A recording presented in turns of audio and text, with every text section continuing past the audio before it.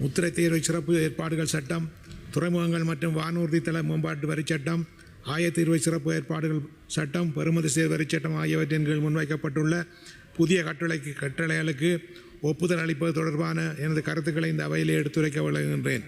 முதலாவதாக,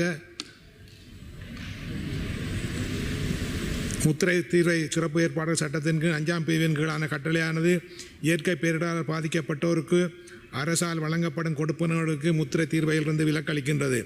இந்த நடவடிக்கையானது அரசின் மீட்பு மானியங்கள், வீட்டு வாடகை கொடுப்பனவுகள் மற்றும் வாழ்வாதார இழப்பீடுகள் மீதான முத்திரை தீர்வையை நீக்குவதன் மூலம் இந்த உதவித்தொகை எவ்வித வரித்தடைகளுமின்றி பாதிக்கப்பட்ட குடும்பங்களை சென்றடைவதை அரசு உறுதி செய்கின்றது.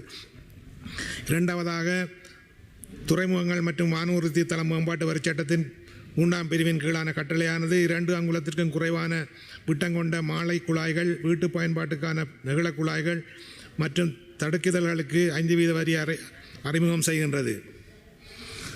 மூன்றாவதாக, 2026ஆம் ஆண்டு மார்ச் 3ஆம் நாளிட்ட சிறப்பு அரசியல் பிரசுரிக்கப்பட்ட 1989ஆம் ஆண்டின் 13ஆம் எண் கொண்ட ஆயத்தீர்வை சிறப்பு ஏற்பாடு சட்டத்தின் கீழ் வீட்டு பயன்பாட்டு கருவிகள் மற்றும் சலவை எந்திரங்களுக்கு 25% ஆயத்தீர்வை விதிக்கின்றது.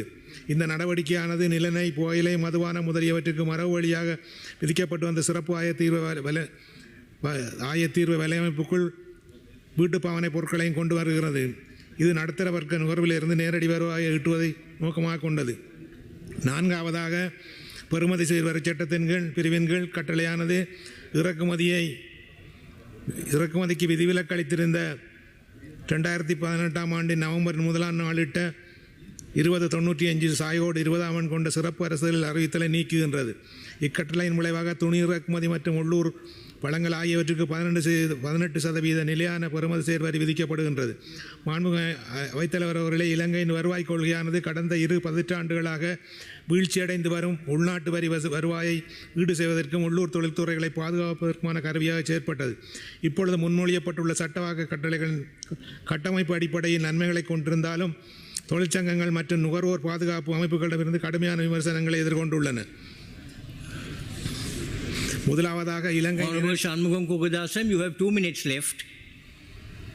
2வது பெரிய வெளிநாட்டு நாணய ஈட்டல் துறையான ஆடை ஏற்றுமதி துறையின் நடைமுறை மூலதனத்தில் ஏற்படும் பாதிப்பை மையமாக கொண்டுள்ளது. இலங்கையின் வலுவான உள்நாட்டு துணி உற்பத்தி தளம் இன்மையால் ஆடை உற்பத்தியாளர் தமது மூலப்பொருட்களை பெரும்போது இறக்குமதி செய்ய வேண்டியுள்ளது.